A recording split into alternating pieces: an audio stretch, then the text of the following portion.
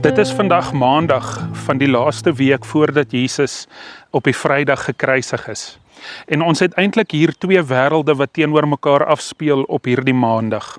Aan die een kant is dit die wêreld van die Koninkryk van Rome, wat vrede probeer handhaaf het, die Pax Romana, die vrede van Rome, maar hulle daardie vrede probeer handhaaf, ironies genoeg, deur geweld. Aan die ander kant het ons te doen met die Koninkryk van God, die sentrale tema waaroor Jesus by uitstek gepraat en gepreek het, en wat Jesus ook kom uitleef het, en waartoe hy almal geroep het wat hom volg, om ook uit te leef. En reg in die middel van hierdie twee wêrelde het ons met die godsdienstige stelsel van die dag te doen, en dit was die tempel in Jerusalem.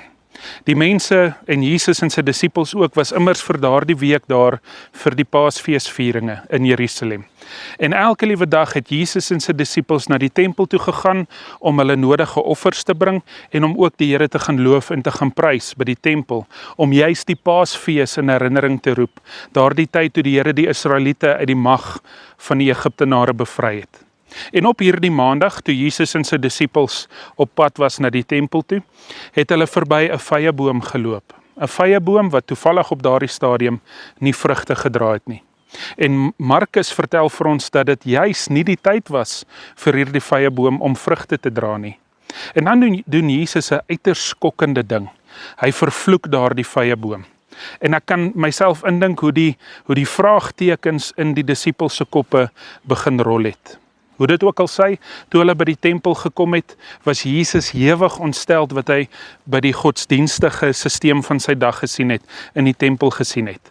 Hy was so ontstel dat hy tafels omgegooi het, die tafels van die geldwisselaars en die stoele van die duiweverkopers. Hoekom?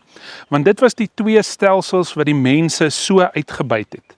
Jy kon nie met jou gewone Romeinse geld by die tempel gaan offers bring nie. Nee, jy moes dit inruil vir tempelgeld. En hierdie mense, hierdie geldwisselaars het die ruilingskoerse so aangepas dat dit hulle self bevoordeel het. So het hulle die gelowiges uitgebuit wat by die tempel kom geld gee het, kom offer het. Aan die ander kant het die duiweverkopers ook die duiwe so verskriklik duur gemaak, dat die mense dit eintlik nie kon bekostig nie. Hulle moes meer betaal vir hierdie duiwe as wat daardie duiwe werd was, net sodat hulle 'n dier kon gehad het om by die tempel te offer. En dit was nie gewoonlik ryk mense wat duiwe geoffer het nie, hulle kon groot diere, beeste en skape en allerhande groot vee kon hulle offer.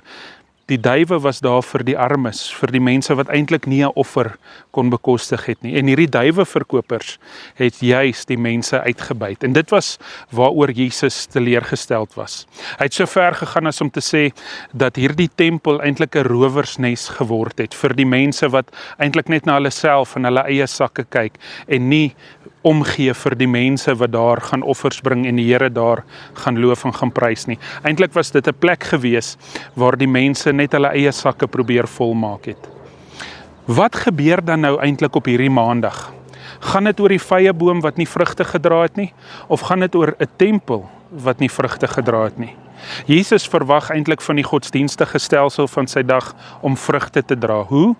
Deur liefde te hê, deur barmhartig te wees, deur om te gee vir hulle wat die minste het, deur juis vir hulle wat van die armstes is te kan help om hulle nodige offers te kan gee, maar hierdie mense doen dit nie. Hierdie tempel, hierdie godsdienstige stelsel, kyk net na homself en na sy eie belang en na sy eie sakke en nie na die belang van die mense rondom hom nie. En uiteindelik dink ek, is die vraag wat die Maandag vir my en jou ook wil vra is, watter tipe koninkryk volg ek en jy? Volg ons die koninkryk van Rome wat vrede probeer in stand hou deur geld en deur mag en deur rykdom en deur geweld? Of volg ons die koninkryk van God wat ook vrede handhaaf, maar vrede deur liefde en deur barmhartigheid? Dra ek en jy die nodige vrugte van ons geloof? Of is ons mense wat net op onsself en ons eie belang gefokus is? Mag ek en jy op hierdie Maandag, waar ons in die voetspore van Jesus Christus volg, op pad na Goeie Vrydag toe, leer wat dit beteken om vrugte te dra. Leer wat dit beteken om werklik in die voetspore van Jesus te volg. Leer wat dit beteken om ander hoër te ag as onsself, soos daardie bekende kerklied dit sê. Mooi dag vir jou, en môre gaan ons sien hoe dinge nog warmer word op die Dinsdag voor die Goeie Vrydag plaasvind.